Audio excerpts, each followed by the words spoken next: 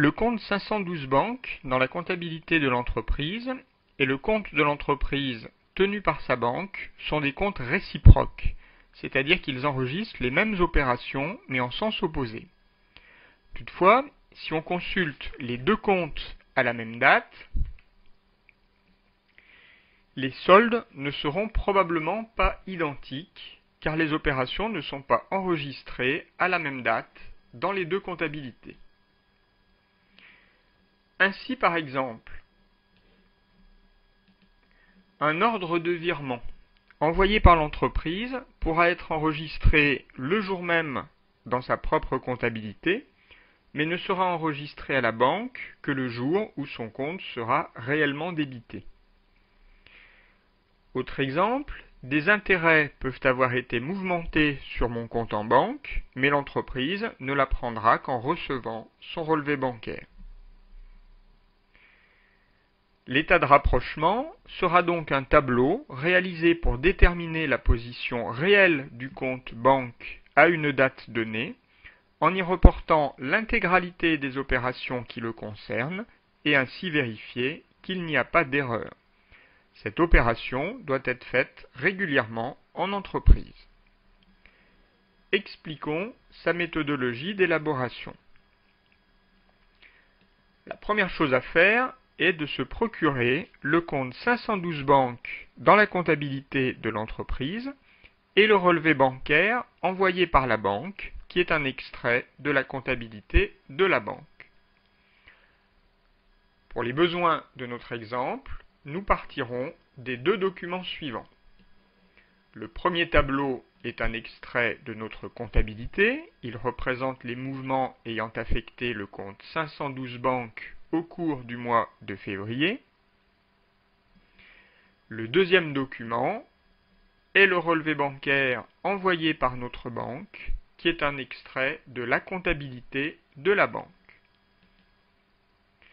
Si nous observons les soldes de ces deux documents à la fin du mois de février, dans notre comptabilité, nous observons que le solde final est débiteur pour 15 400 €. Cela signifie que d'après notre comptabilité, nous possédons 15 400 € sur notre compte en banque. Si nous observons le relevé bancaire, le solde est créditeur pour 12 600 €. Par conséquent, pour la banque, nous possédons 12 600 € sur notre compte en banque à la fin du mois de février. Rappelons que les deux comptabilités étant réciproques, les soldes des comptes sont inversés. Ainsi, dans notre comptabilité, un solde débiteur signifie que nous avons de l'argent sur notre compte en banque. Un solde créditeur signifierait que nous sommes à découvert.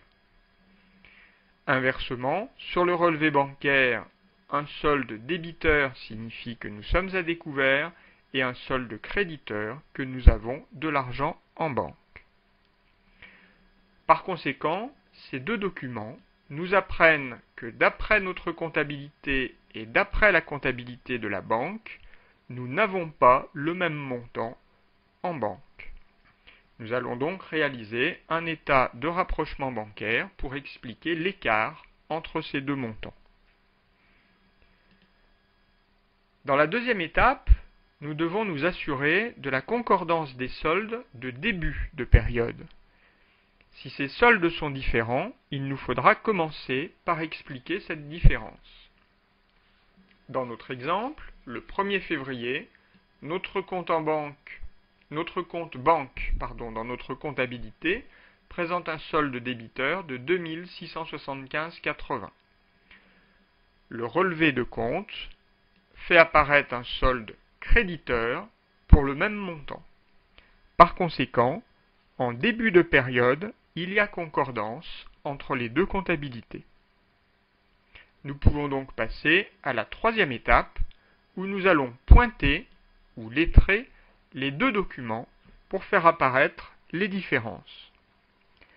Cette opération consiste à cocher ou à marquer d'une même lettre l'enregistrement d'une même opération dans les deux documents.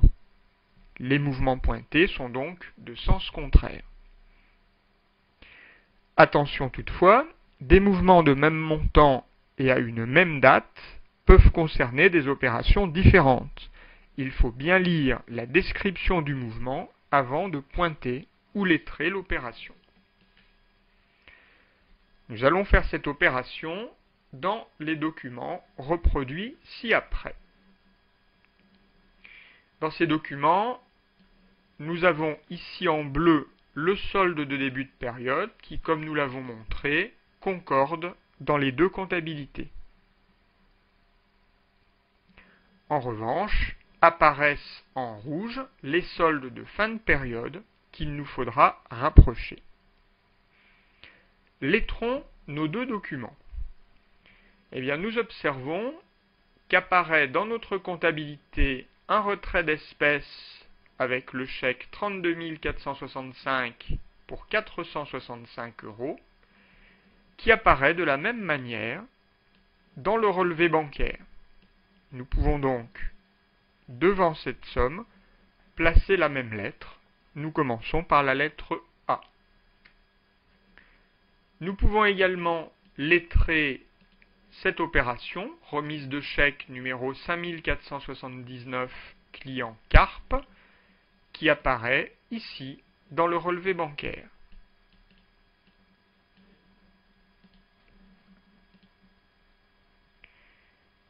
Nous constatons également qu'apparaît ici 300 € correspondant au virement du fournisseur au fournisseur saumon, somme que nous retrouvons à cet endroit-là dans le relevé bancaire. Nous avons également un dépôt d'espèces pour 660 € qui a été enregistré dans les deux comptabilités. Et nous avons une dernière opération commune qui est ici le chèque 32 467 correspondant à un loyer pour 335,80 €.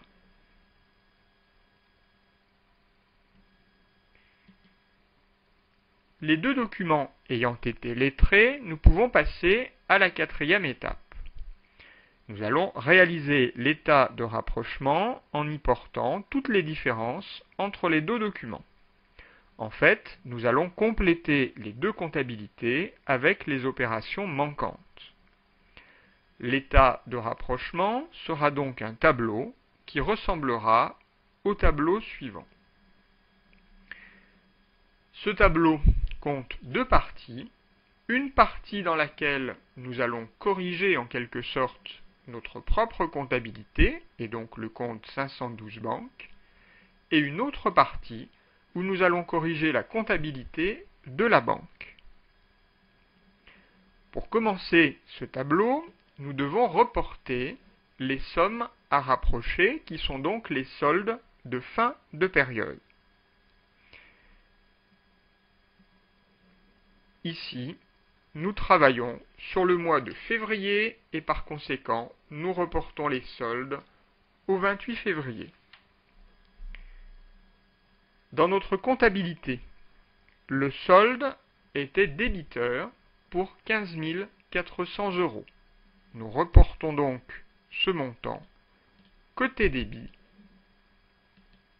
dans notre comptabilité. Dans la comptabilité de la banque, le solde était créditeur pour 12 600 €, somme que nous reportons donc dans la dernière colonne.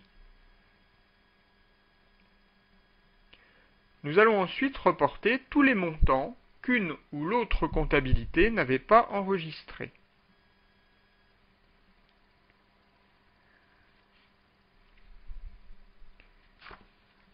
Par exemple, si nous observons le relevé bancaire, les intérêts de découvert de 200 € avaient été enregistrés donc à la banque, mais n'apparaissaient pas dans notre comptabilité.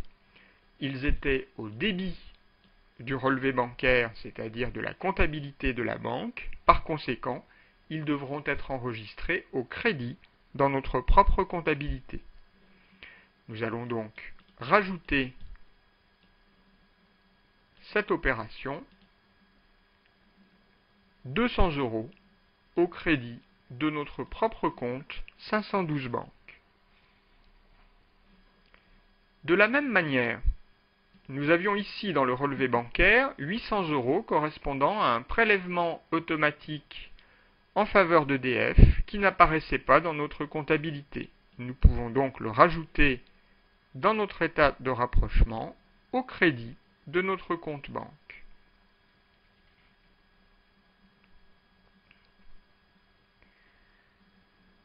Nous avons également un dernier montant qui avait été enregistré par la banque, perception de dividendes 1400 € qui n'apparaissait pas dans notre comptabilité. Nous pouvons donc le faire apparaître dans notre état de rapprochement, mais cette fois-ci au débit de notre comptabilité. Il nous faut maintenant reporter les sommes qu'avait enregistrées notre comptabilité mais qui n'apparaissaient pas dans celle de la banque. Nous avons ainsi un montant de 1300 € correspondant au chèque envoyé à l'un de nos fournisseurs qui apparaît au crédit dans notre comptabilité et que nous allons donc rajouter dans l'état de rapprochement du côté de la comptabilité de la banque au débit. Enfin, nous avons une dernière opération de 4500 € qui avait été enregistrée dans notre comptabilité au débit et que nous allons faire apparaître dans la comptabilité de la banque, cette fois-ci côté crédit. Ce faisant, nous avons donc complété les deux comptabilités avec les montants qui n'y apparaissaient pas. Nous pouvons alors calculer les totaux de nos 4 colonnes, puis en déduire le solde des deux comptabilités. Dans notre propre comptabilité, le montant au débit est supérieur au montant du crédit, par conséquent le solde est débiteur pour la différence, à savoir 15 800 €. Dans la comptabilité de la banque, la situation est inverse, le crédit dépasse le débit, par conséquent le solde est créditeur pour 15 800 €. Au final, nous constatons que les soldes des deux comptabilités sont les mêmes, mais de sens contraire. Par conséquent, l'écart constaté entre notre comptabilité et le relevé bancaire s'explique tout simplement par un décalage dans les enregistrements. Nous retiendrons donc que les sommes inscrites au débit du compte 512 seront reportées dans l'état de rapprochement au crédit de la partie notre compte à la banque et vice-versa.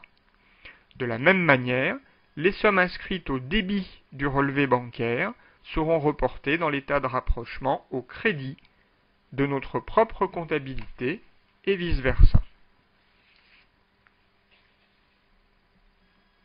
Par conséquent, vous l'avez compris, la 5e étape de notre état de rapprochement consiste à vérifier que les deux comptabilités présentent enfin des soldes identiques.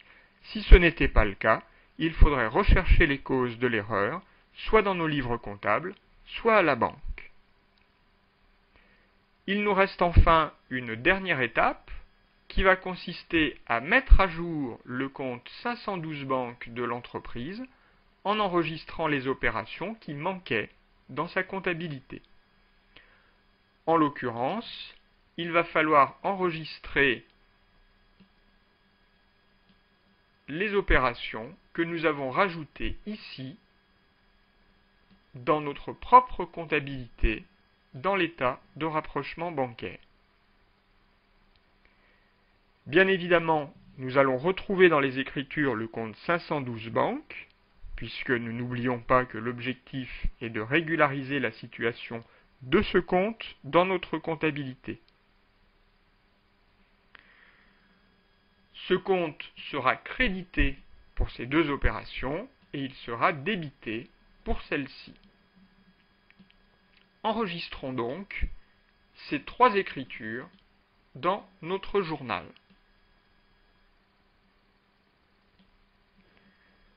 Dans la première écriture, nous allons régulariser les intérêts payés à la banque. Ces intérêts constituent une charge financière pour notre entreprise qui s'enregistre dans le compte 661, charge d'intérêt. Au crédit, nous l'avons dit, nous allons retrouver le compte banque 512. Pour la deuxième opération, de 800 €, il s'agit d'un prélèvement automatique fait en faveur d'EDF. Par conséquent, nous allons créditer la banque pour 800 € et au débit, nous allons devoir retrouver le montant hors taxe et le montant de TVA apparaissant sur la facture. En l'occurrence, 800 divisé par 1,196 nous donne un montant hors taxe de 668,90 € que nous enregistrons dans le compte 6061 fourniture non stockable eau énergie. La TVA qui vient en complément est une TVA déductible sur autres biens et services. Enfin, dernière opération, 1400 € correspondant à la perception de dividendes. Cette fois-ci, nous allons débiter le compte en banque pour constater le flux monétaire d'entrée comptant. Au crédit, nous constaterons un produit financier pour une valeur de 1400 €. Une fois ces écritures enregistrées, notre comptabilité a été mise à jour.